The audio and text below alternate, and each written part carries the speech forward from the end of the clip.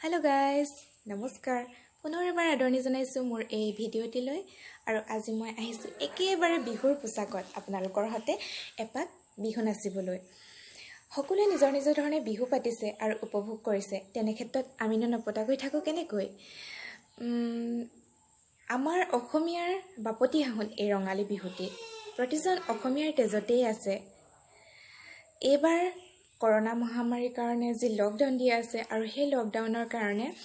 আমাৰ অসমবাসী ৰাইজে ভালদৰে বিহু উপভোগ কৰিবলৈ নাপালে নহয়নে যদিও বা লকডাউন কিন্তু আমাৰ এই বিহুবলীয়া ৰাইজে এপাক জানো ননচাকৈ আছে নিশ্চয়কৈ ঘৰৰ ভিতৰতে হ'লেও এপাক নাচিছে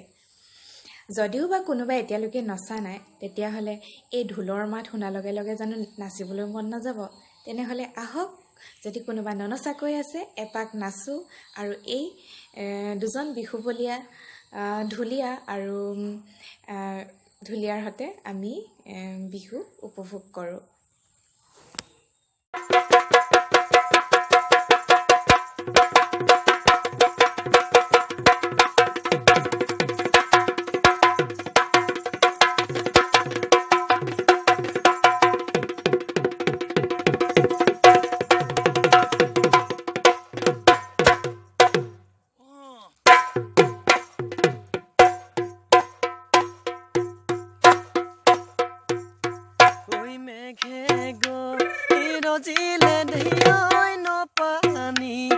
বাহিলে দেই পথাৰখন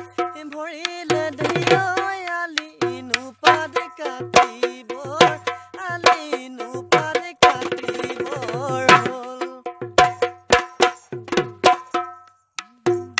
ঐ মোহৰ হালি দেই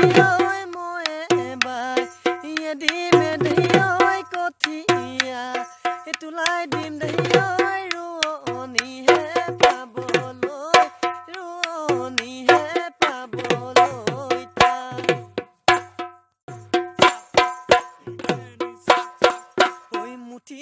ধৰি লৈ বাবু মই নাঙলৰ ৰুৱনি নাই হাউনৰ দাৱনি নাই আগুনৰ ক'লে চপাও দুপুৰা ক'লে চপাও দুপুৰা মাটি তোকে আনিম বুলি হায় আজিলো যোৱা বছৰ মাটি খুলি বন্ধ কৰ ওখকৈ মই তুলিলো